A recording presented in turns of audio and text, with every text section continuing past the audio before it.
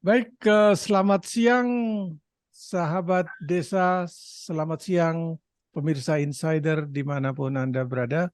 Selamat datang kembali ke acara Insider, sebuah acara informatif, edukatif yang mengusung berbagai tema untuk peningkatan UKM masuk ke pasar yang lebih besar, terutama pasar ekspor. Masih bersama saya, Bib Moksena Segaf, pada siang ini kembali berbincang-bincang dengan tamu kita. Sebenarnya sih bukan tamu, salah satu salah satu anggota kita juga, founding partner dari Indonesia Direct, Mr. Rudy Yanuar. Yes, apa kabar Pak Habib Muksena Segaf? Alhamdulillah, kabar siang ini masih agak baik walaupun Cerah ya? cuaca di sini agak mendung, Aduh, Coach. Di Jakarta juga mendung ya. Akhir tahun biasa ya, seperti itu ya, Coach. ya. Hujan-hujan dikit, rintik-rintik. Hujan-hujan dikit. Memang menginjak akhir tahun dan kita akan memasuki tahun 2023. Semoga tahun depan akan lebih baik bagi kita semua. Yes. Perlu pemirsa Insider semua ketahui bahwa acara ini didukung penuh oleh TV Desa dan akan berlangsung selama 2 kali tayang pada minggu ini dan juga minggu depan, mengawal tahun 2023 dengan tayangan kita, di mana kita akan berbicara tentang bagaimana kita menghilangkan hambatan-hambatan yang terjadi saat memulai usaha. Benar begitu ya, Coach? Yes, betul Ya, sekali. minggu kemarin kita sudah berbicara panjang lebar tentang hambatan dari sisi modal, yaitu apabila kita menganggap, merasa bahwa modal yang kita punya nggak ada. Padahal seperti minggu kemarin udah sempat kita bicarakan, modal itu kan nggak cuma yang intangible, yang tangible aja, Coach kan ya, Yes, tetapi juga betul. yang intangible. Modal dari tubuh kita sendiri, modal pikiran kita, dan modal nama baik kita atau goodwill, dan bagaimana kita meningkatkan modal-modal itu sehingga akan datang modal tangible berupa uang, berupa aset, berupa apapun yang memang bisa membantu kita dalam mengembangkan usaha kita. Baik. Yang paling mahal Hmm. yang tidak ada harganya sama sekali adalah modal kepercayaan. Ya, itu sangat-sangat valuable kalau bahasa Inggrisnya ya. Hmm. Sangat-sangat bernilai, tidak bisa kita hargai dengan uang berapapun. Kepercayaan itu tumbuh karena usaha kita, niat baik kita, dan apa Ya, yang memang kita perbuat. Tanpa istilah orang-orang sih, itu semua tergantung amal perbuatan, Coach. ya. Baik, Betul. kemudian minggu ini kita akan terus lagi masuk ke hal berikutnya. Apa itu, Coach? Kira-kira yang perlu kita Kita persiapkan? hal berikutnya adalah kendala yang paling menghambat. Mm-mm. Apakah tidak didukung oleh orang tua? Apakah itu menjadi kendala Nah, itu orang dari tua. orang tua? Kadang-kadang kalau syukur-syukur punya orang tua yang sudah tajir melintir ya, Ya, anaknya udah mewarisin kekayaan orang tua ya, ya itu salah satu faktor nasib baik. Tapi nggak semua orang kayak gitu kan, Coach. Nah, betul. gimana itu, Coach? Jadi begini, eh, kebetulan, saya cerita dulu ya. Kebetulan Ya, oke, silakan. kita dari keluarga yang orang tuanya setuju-setuju banget gitu. Jadi dari ayah kita ingin kuliah apa, yang nggak apa-apa, kerjain aja gitu. Yang penting Mm, konsisten dan mm. bisa dipertanggungjawabkan. Itu Oke, yang penting oke, paling gitu. penting ya. Oke. Jadi makanya dari keluarga kita juga campur-campur, ada yang arsitek, Kalau saya dari desain, terus dari Mm-mm. adik kita ada eh, akuntan gitu. Jadi Oh gitu. macam-macam. Jadi Mm-mm. Mm-mm. tidak terpatok. Pokoknya orang tua harus seperti ini gitu. Jadi kita tidak ada patokan seperti itu. Itu yang sangat Hmm. sangat apa ya? Sangat eh, mendukung kita untuk berprestasi. Oh begitu. Gitu ya. Iya, Jadi iya. kalau seandainya dari orang tua udah, wah pokoknya kamu sebagai Harus dokter, harus padahal otak jadi kita nggak dokter. nyampe. Hmm. Wah itu kan yang rada susah Mm-mm. gitu. Bisa-bisa salah nyuntik ya. Iya betul. Eh, apa yang disarankan kadang kalau tidak sesuai dengan keinginan kita jadi bertolak belakang kan, Pak. Ya, Gitu. baik, Nah baik. terus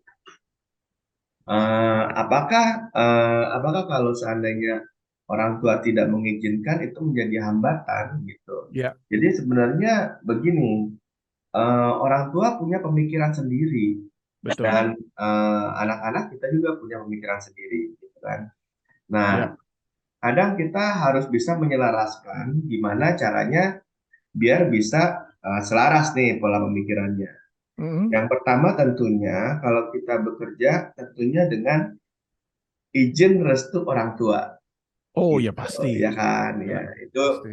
yang sangat-sangat baik dan berkati. Jadi syukur alhamdulillah dengan kita bekerja dan disupport oleh dukungan doa orang tua gitu Iya, ya Pak ya. betul, betul Nah sekali. terus kalau seandainya orang tua kurang tidak mensupport jadi gimana, jadi salah satunya adalah dengan memberikan eh, hasil analisa atau hasil yang sudah eh, terlihat Mm-mm. gitu, atau dengan Misalnya. perhitungan-perhitungan yang misalnya begini, eh, Pak saya mau jadi YouTuber. Lah Hmm, orang tua zaman sekarang kan, lu nggak mudeng. Iya. sekolah dari SD SMP SMA gua Gua kuliahin nih kuliahin. itu udah jutaan, terus Sam- begitu lu jadi YouTuber. eh. Waduh. Mau makan apa besok anakmu? Nah, itu dia. Jadi dari situ sebenarnya kita bisa kasih lihat eh, misalnya dari influencer-influencer atau dari YouTuber-YouTuber yang lain sudah bisa menghasilkan ini dan secara analitiknya itu udah ada sebenarnya bisa dilihat di macam-macam website banyak lah gitu. Kita bisa lihat ini dapat profit dari iklan berapa, ini profit iklan berapa gitu dari YouTuber, terus habis Ya, itu dari endorse dapat berapa gitu. ya. Sebenarnya itu kita bisa analisa dan kita bisa uh, membuat uh, membuat sesuatu yang konkret yang bisa kita kasih lihat ke orang tua Oh ya pasti. gitu. Ya. Tapi pertanyaannya justru nanti Mm-mm. eh oh iya iya iya, berarti kamu saya sekolahin, saya kuliahin, terus kamu jadi YouTuber ya? Oh iya iya, berarti kamu nanti YouTuber sebagai ini ya, Deddy Kobusier atau Atta Halilintar ya? Kalau itu sih YouTuber kelas kakap.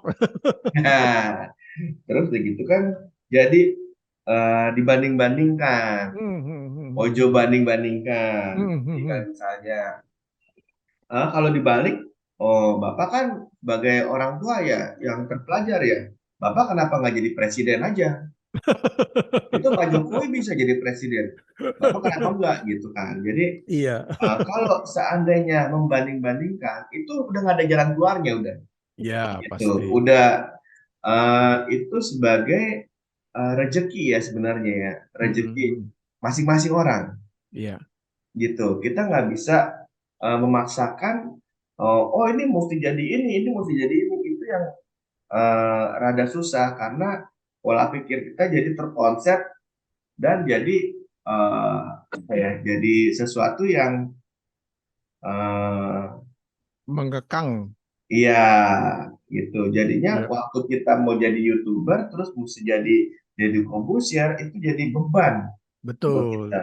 Ya, Waduh, ini gimana ya? Tapi kalau seandainya kita sendiri yang punya cita-cita, wah, gue pengen jadi Atta Halilintar. Itu bukan beban, itu motivasi, iya, gitu. iya, Tapi kalau iya. seandainya itu keluar dari mulut orang, itu jadi beban, Oh iya, gitu. betul. Jadi tergantung dari siapa yang mengatakan itu sebenarnya, Hmm, gitu. menarik, menarik itu. Memang jadi Hmm, pelajaran yang kita ambil di sini bahwa faktor orang tua itu memang penting, namun tidak semata-mata orang tua merupakan faktor bahwa kita bisa sukses dalam satu bisnis.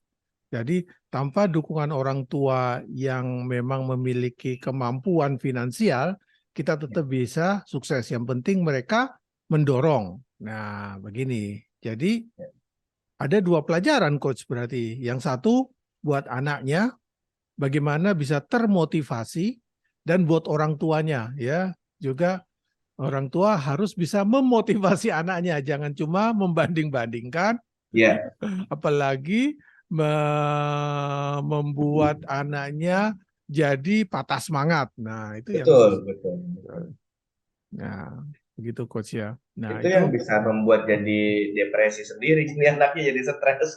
oh iya, malah lebih repot lagi kalau anaknya stres. Nah, intinya sekali lagi sahabat desa, teman-teman semua, intinya bahwa kita tidak perlu berkecil hati apabila kita punya orang tua yang memang kebetulan tidak dilimpahkan hartanya yang banyak sehingga wah kita patah semangat mau mulai bisnis, nunggu duit orang tua nggak ada, nunggu harta warisan yang nggak ada ya nggak jadi bisnis. Ya, Gitu coach. Oke, menarik ini coach. gitu. Lanjut coach. Lantas bagaimana ini? Iya, jadi dengan pola pikir orang tua dan dengan pola pikir generasi zaman sekarang itu diselaraskan dengan data-data aktual yang ada gitu. Jadi Hmm, hmm. akan lebih masuk ke logika atau ke konsep pola pikir orang tuanya itu sendiri sebenarnya. Itu apabila dari orang tua tidak merestui gitu. Karena kan ada orang tua yang konservatif yang mikirnya lu ngapain jadi YouTuber ya gitu kan, Ya, yang belum bisa nyampe ke sana gitu. ya, Tapi sebenarnya anak-anak kita udah melihat ke sana gitu. Ada ya. ini sudah menghasilkan, ada ini sudah menghasilkan gitu, gitu. Nah, tapi dalam dalam pelaksanaannya juga harus dijelaskan ini adalah proses Hmm, hmm, hmm. gitu, bukan mendadak tahu-tahu jadi YouTuber beken gitu, tapi dalam proses gitu. Iya. Dan dalam proses pun bisa gagal juga. Betul. Nah, itu tidak urung eh, bedanya dengan bisnis gitu. Hmm, hmm. Misalnya saya bisnis ekspor, Bapak bisnis ekspor. Belum tentu Bapak yang sukses, saya bisa lebih sukses dari Pak Bim. Iya, betul. Gitu. Nah, ini kan jalan rezeki masing-masing. Iya, betul, Gitu. Jadi betul. dari teman-teman juga jangan berkecil hati apabila ternyata orang tua tidak mendukung, tapi kita juga harus bisa kasih lihat bukti konkret yang sebenarnya bisa membuka mata dari orang tua kita. Ini loh Pak yang bisa dikerjain ini, hasilnya bisa seperti ini gitu.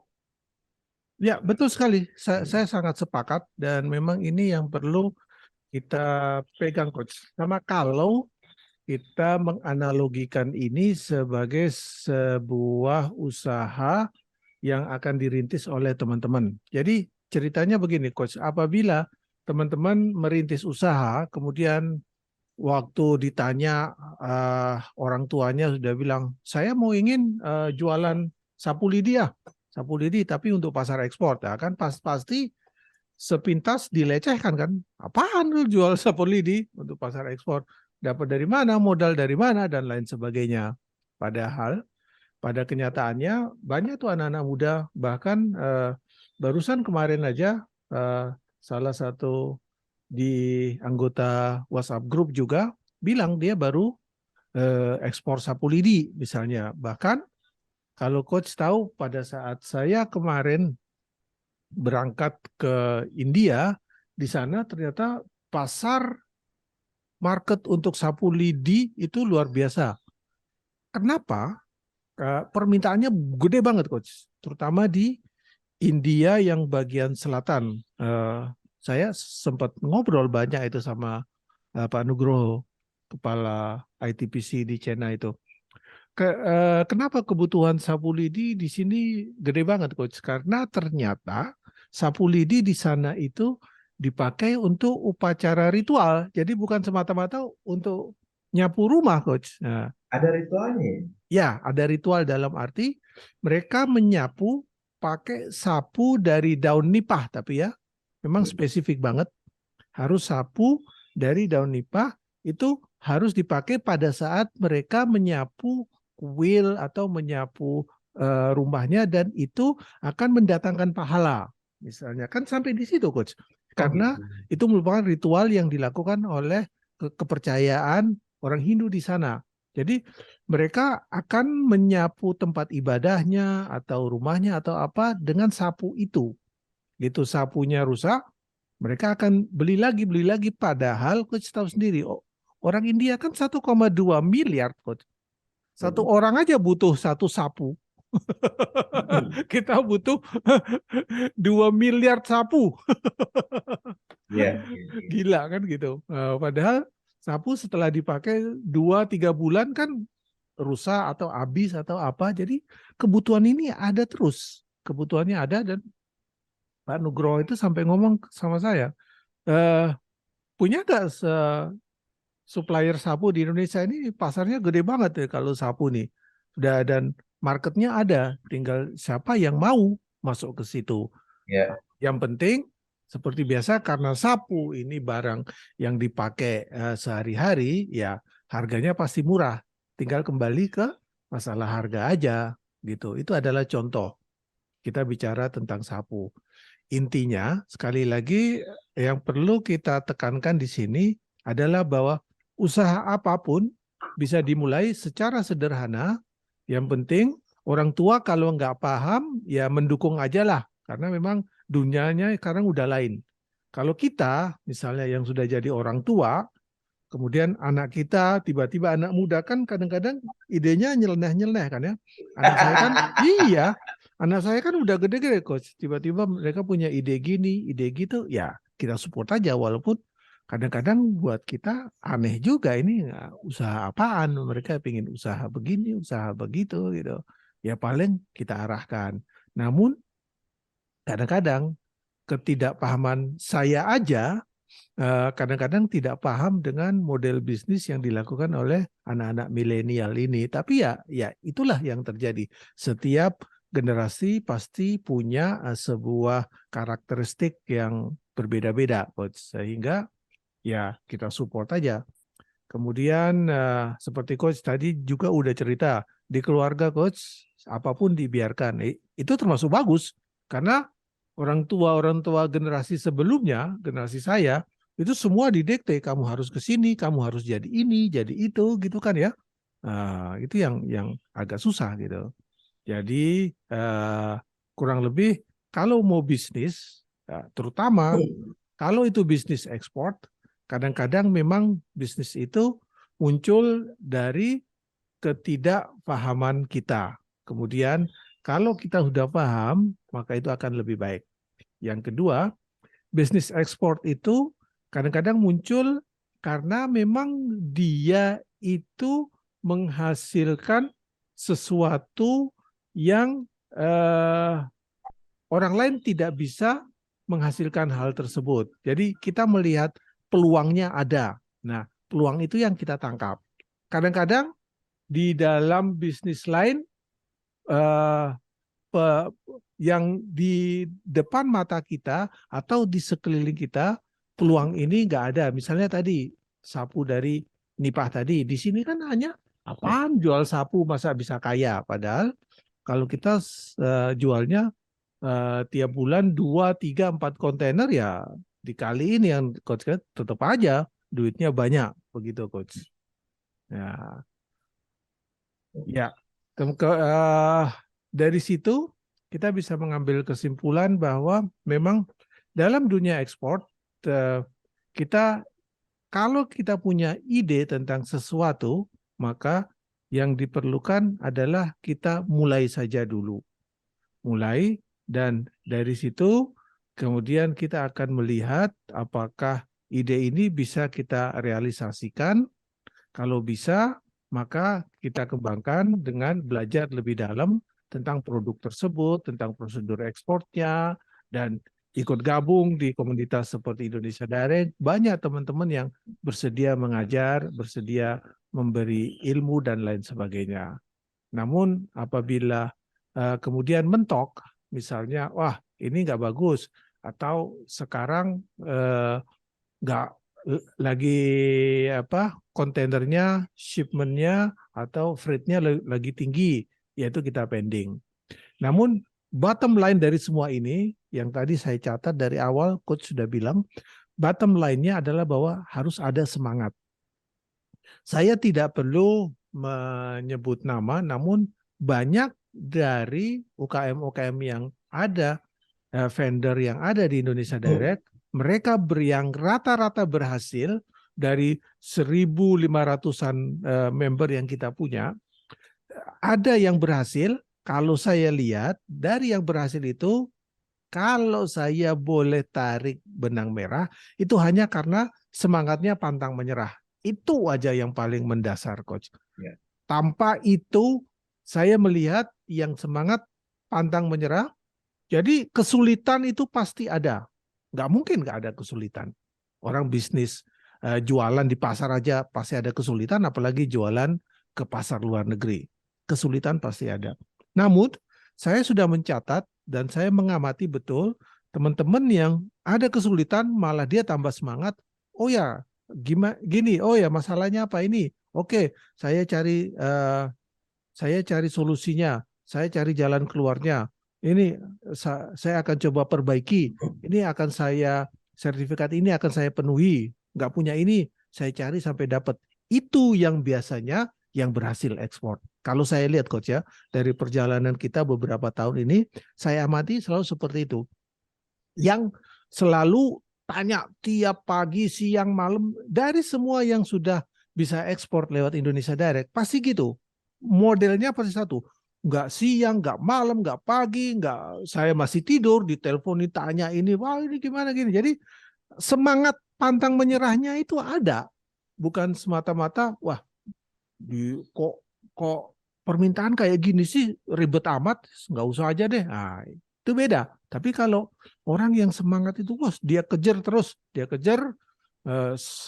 Saya ditanyain, kemudian tim-tim pakar lain juga ditanyain, dia cari tahu kemana, cari tahu apa, yang kurang dikejar terus.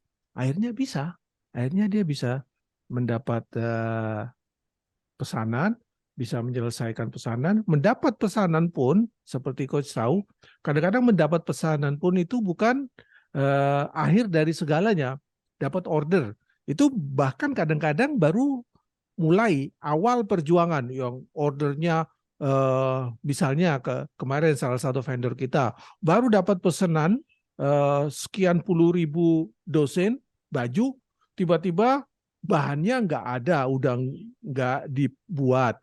Kemudian tukang jahitnya eh, listriknya mati-mati, nggak bisa ngejar produksi dan seterusnya dan seterusnya. Belum sampai ke masalah pembayaran, dia minta pembayarannya gini, padahal dia nggak bisa pakai pembayaran model bayarnya tanpa deposit, akhirnya nego lagi gitu. Jadi permasalahan itu selalu ada sampai barang dikirim. Kadang-kadang barang dikirim pun masih ada permasalahan komplain. Itu selalu ada. Begitu Coach. Jadi saya mau menggarisbawahi, saya nggak akan kemana-mana, namun intinya niat dan tekad itu yang paling penting. Apabila kita ingin melakukan sesuatu, walaupun misalnya orang tua nggak mudeng, nggak mendukung, wah ini apa kamu nggak usah lah jadi YouTube, asal kita nekat, tekad kita tetap harus jadi YouTuber, minimal nggak kayak nggak kayak si Deddy Kobuse, ya di bawah-bawahnya dikit lah gitu, ya gitu. Atau kalau Deddy Kobuse bisa 10 juta, kita 10.000 dan seterusnya gitu ya Coach. Iya, iya, iya. Ah, ah. Jadi dalam perjalanan itu yang penting konsisten dan kita emang jangan patah semangat gitu. Ya, betul sekali. Betul sekali. Tidak boleh patah semangat itu. Nah, Ya. itulah menarik. Faktor orang tua nomor yang kedua. Jadi, orang tua itu bisa mendukung, bisa juga menghambat. Ya. Namun, apabila mendukung, alhamdulillah. Apabila menghambat, ya jangan patah semangat. Harus dijelaskan. Bagi orang tua yang nonton acara ini, jangan coba-coba menghambat anaknya kalau mau bisnis. Kalau bingung, tanya ke kami di Indonesia Direct. Ya. Lanjut, Coach. Ya. Kita masuk ke iklan, Pak. Ya, kita akan masuk ke iklan dulu. Masih ada perbincangan seru setelah iklan, jadi jangan kemana-mana, tunggu setelah yang satu ini.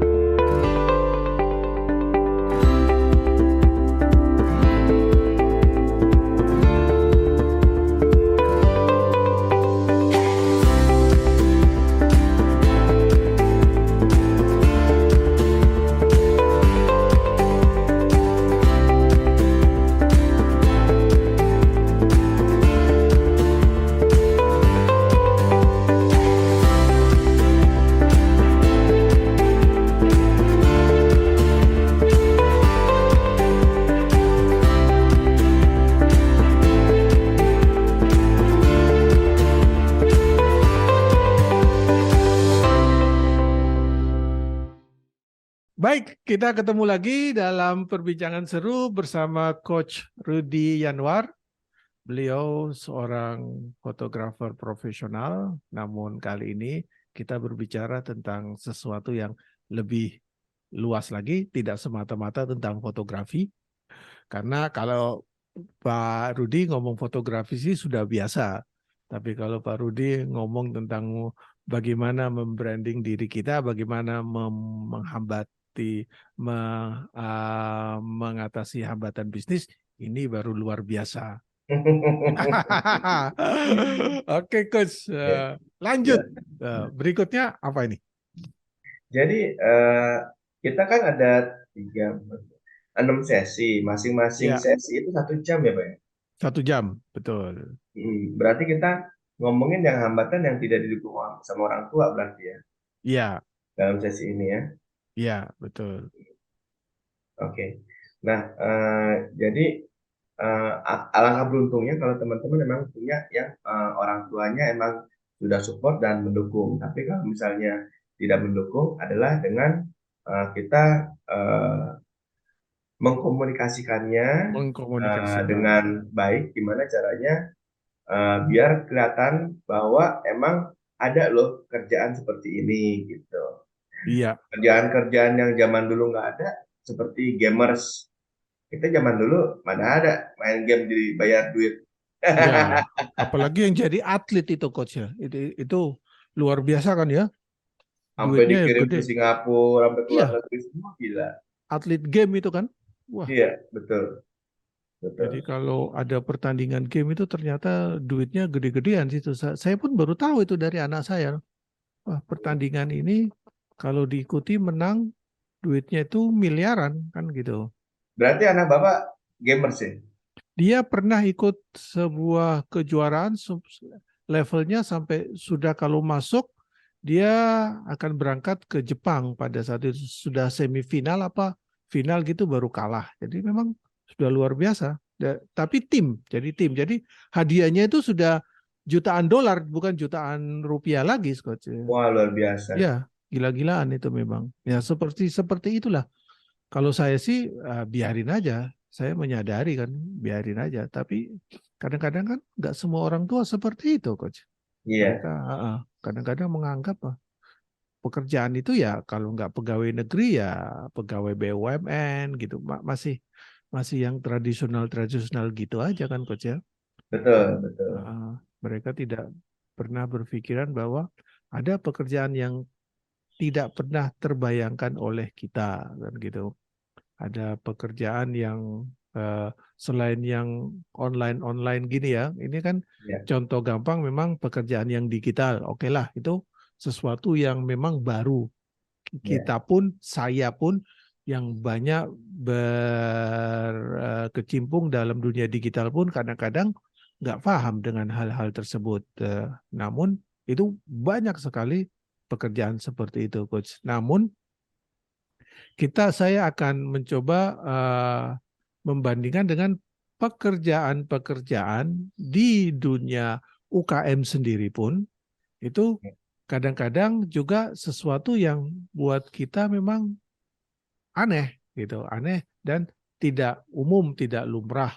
Walaupun memang ada minimal sebenarnya bukan pekerjaan, ya pekerjaannya ya tetap dia sebagai pengusaha atau wira swasta atau seorang bisnismen. Namun produk yang dihasilkan itu ya itu kadang-kadang produk aneh-aneh gitu.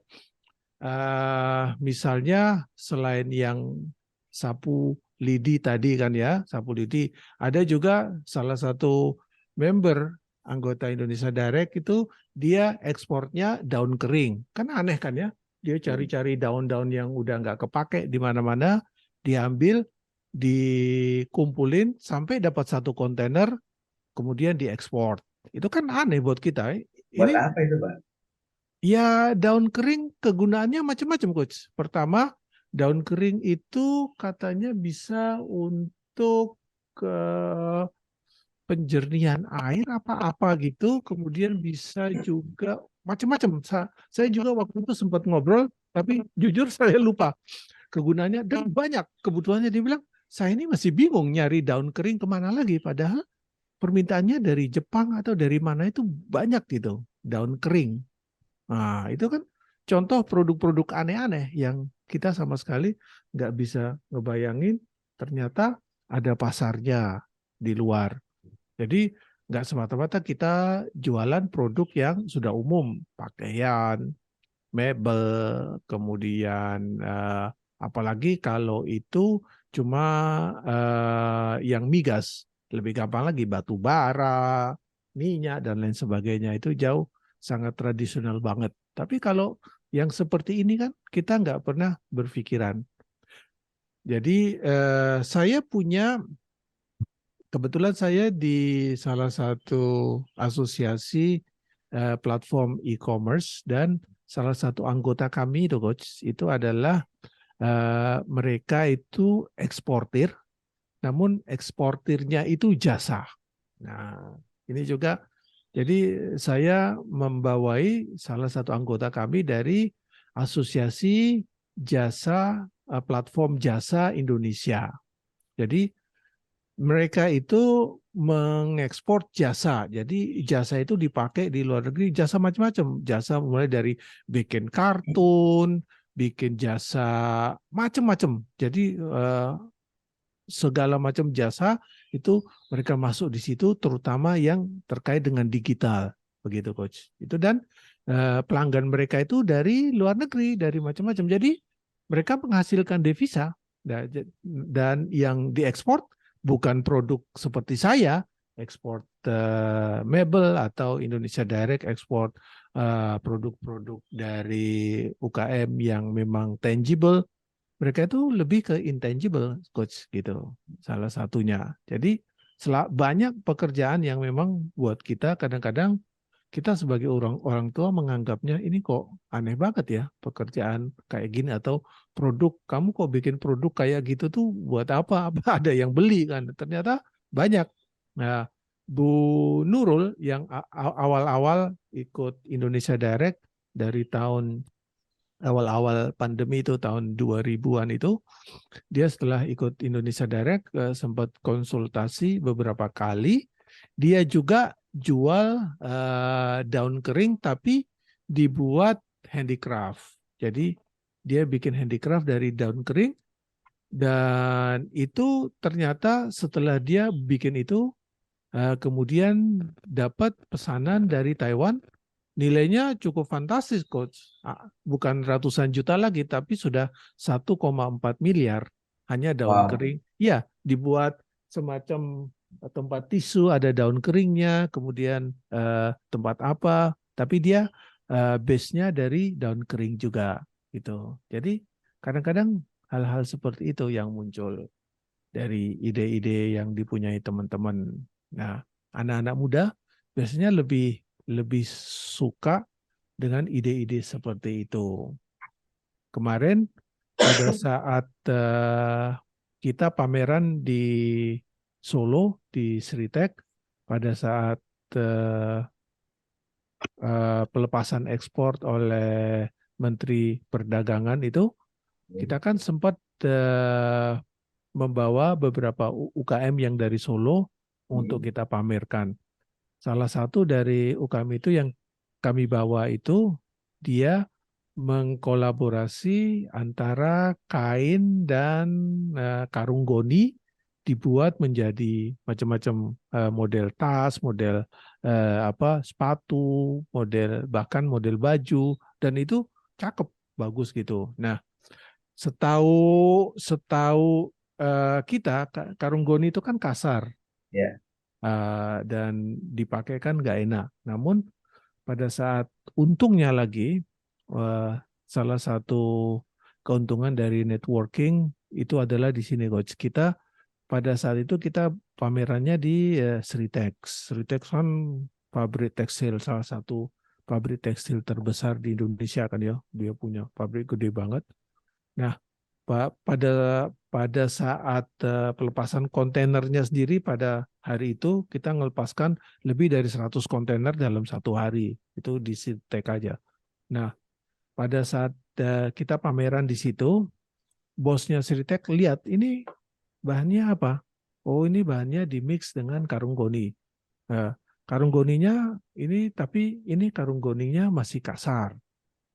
Kemudian langsung bosnya bilang ke anak buahnya, panggil itu kepala labnya ke sini. Ini sekarang kamu cari formulanya biar karung goni ini bisa halus seperti kain yang kita produksi. Langsung dicariin, coach. Ketemu, coach. Nah, jadi dibantu langsung sama Sritex untuk membuat chemical khusus menghaluskan karung goni itu menjadi halus. Jadi dipakai juga nggak kerasa kasar, tapi ya tetap enak seperti kain. Mereka cari formulanya karena mereka perusahaan dengan lab yang cukup komplit, ya mereka cari itu sih bisa-bisa aja. Kalau UKM sendiri nggak bakalan kan. Nah, itu adalah salah satu hal yang kita dapat kemarin untuk cerita coach. Begitu coach. Ya, jadi orang tua itu ada mungkin yang bukan orang tua kandung, tapi ada Ya, juga orang tua kandung. Orang tua yang bukan kandung itu apa? Orang tua yang bisa membimbing kita juga untuk ke jalan yang ingin kita tuju. Kayak ya, misalnya yang tadi cerita-cerita itu. betul, Itu betul kan sekali. seperti apa ya? Wah, ketibaan rezeki gitu loh, dapat orang tua Betul. yang care, yang bisa kasih untuk membuka pemikiran bahwa karung goni itu bisa untuk baju dan bahannya bisa halus seperti itu gitu. Iya, Jadi bimbingan-bimbingan dari masyarakat itulah sebenarnya yang bisa menjadikan kita orang tua tuh yang bukan orang tua langsung tapi bisa membangun kita untuk bertumbuh gitu. iya, betul sekali. Memang fungsinya itu kita membicarakan tentang aspek orang tua sebagai sebuah seseorang yang memang bisa membantu kita, mensupport kita, dan dalam hal ini biasanya memang kalau coach lihat aja gitu, anak terutama kalau dia mau usaha sendiri ya, yang pertama didatengin kan pasti orang tuanya dulu, nggak mungkin dia ke orang lain dulu. Aku mau Ya, bisnis ini nih. Nah, dan biasanya kalau apalagi kalau terkait dengan modal, yang pertama kan dimintain orang tuanya dulu. Kalau orang tuanya nggak punya duit, nggak punya modal, nggak bisa support, baru dia akan cari ke atau minta ke orang lain atau cari alternatif lain. Selalu seperti itu. Nah, alternatif lain inilah yang memang perlu menjadi pilihan teman-teman apabila kebetulan tidak memiliki kemampuan atau tidak ada support dari orang tua untuk mendukung. Begitu. ya, ya. Jadi secara tidak langsung dalam Indonesia Direct pun juga Pak Habib juga selaku orang tua untuk membimbing teman-teman anak-anak kita yang ingin ekspor gitu. Dimana dari pengalaman Pak Habib sendiri untuk ekspor tuh sangat-sangat luar biasa wah gitu kan.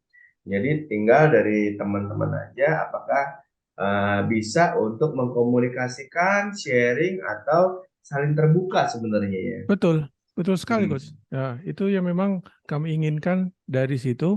Bukan saya saja, termasuk saya, dan karena kita kerjanya tim kan ya, Coach ya. Ada Ya. Coach Rudi juga, ada Mas Mujib, ada Ryan, ada Andi, ada macam-macam semua tim di Indonesia Direct.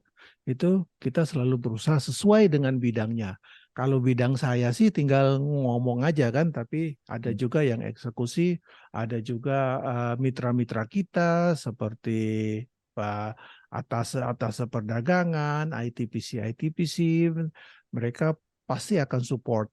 Kadang-kadang kendalanya begini, Coach. Saya sering banget saat ketemu dengan perwadak. Perwadak itu perwakilan dagang kita ya.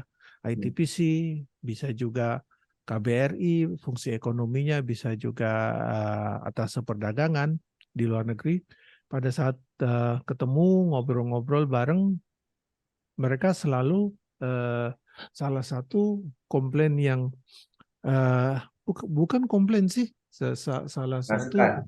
curhat, curhat lebih ke curhat yang selalu mereka sampaikan ke saya. Kita ini susah Pak jadi pejabat perwadak, terutama perwadak ya. Kita bicara tentang perwadak karena tugasnya memang khusus banget. Kalau misalnya atas pertahanan urusannya jelas, urusannya jelas pertahanan negara selesai. Masalah spy lah, masalah perang lah, masalah perdamaian lah, tetek bengek itu. Atas pertanian urusannya jelas bagaimana pertanian kita berkembang, itu jelas. Namun perdagangan ini terutama karena pada saat ini sudah banyak sekali keterbukaan, Karena selama 2 tahun kan pandemi, 2 tahun pandemi ini semua perwadak itu sibuk menerima berbagai Zoom meeting, undangan Zoom meeting dan lain sebagainya, sehingga mereka mau tidak mau kan terbuka, Ya, kemudian banyak teman-teman UKM yang ikut, mereka punya akses, mereka kenal dan lain sebagainya. Nah, dari situ sekarang jadi rame tuh. Kan kalau biasanya setelah Zoom meeting atau pada saat Zoom meeting kan selalu dimintain kontaknya, dimintain ya, alamat email minimal atau juga nomor WhatsApp dan sebagainya. Ya, karena dikasih semua itu biasanya para kepala ITPC, para perwadak ini nerima banyak banget, apa namanya, WhatsApp atau pesan atau email atau bahkan kadang-kadang telepon dari teman-teman UKM ini. Nah, ini juga mumpung mumpung kesempatan ini saya ngomong di sini, sekaligus saya juga ingin ngomong ke teman-teman UKM di sini. Jadi kebetulan saya beberapa kali ketemu teman-teman perwadak di luar negeri dan rata-rata curhatnya sama. Wah, kita ini banyak sekali dihubungi oleh UKM.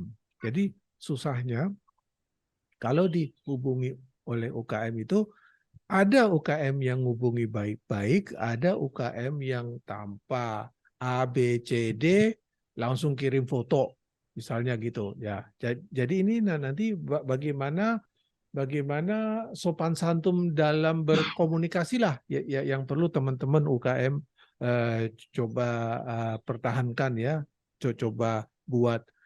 Tiba-tiba kirim foto, terus atau tiba-tiba saya punya produk ini, jualin dong. Nah, gitu. Lah, bingung kan perwadaknya. Pertama, nggak dijawab, malah komplain. Kamu ini gimana? Sudah susah-susah ngirim kamu gambar, ngirim ini, jawab aja enggak. Malah kami dimaki-maki, Pak, sama UKM-UKM ini. Kan jadi serba salah. Saat saya jawab, ya oke, baik, akan kami lihat. Setelah itu tanya lagi, sudah lihat belum? Terus bagaimana? Begitu kan. Jadi iya, jadi kadang-kadang susah Pak bagi kami jawab salah, nggak jawab juga salah. Karena kadang-kadang mereka tanpa knowledge yang cukup menghadapi pasar luar negeri. UKM kan taunya saya punya barang ini jualin dah. Pokoknya harus laku. Nah, gitu kan nggak bisa kan Coach. Kita di Indonesia Direct aja udah berapa tahun ini mendidik teman-teman agar tahu tentang prosedur ekspor, tahu tentang apa saja legalitas yang dibutuhkan, tahu tentang sertifikasi yang dituntut, mau ekspor kemana. Jadi semua itu ada aturannya. Nah, sekarang harus ditambah satu lagi Coach. Bagaimana sebuah sopan santun dalam berkomunikasi. Kalau sama perwadak aja gitu, sama buyers gimana lagi? Kan susah kan dia kalau attitude-nya, sikapnya udah seperti itu. Jadi teman-teman tolong kalau berkomunikasi, cobalah berkomunikasi yang baik. Ini yang menyebabkan akhirnya sekarang pada ngomong, wah percuma deh kalau email, kalau WA ke ITPC nggak bakalan dibales. Bukannya nggak bakal dibales, mereka terlibat dalam sebuah buah simalakama juga. Jawab salah, nggak jawab dimaki-maki. Itu kan susah kan? Jadi coba kalau produk Anda itu bagus dan cara Anda mempromosikannya, menyampaikannya bagus, saya jamin pasti akan direspon bagus. Mereka memang butuh itu kok.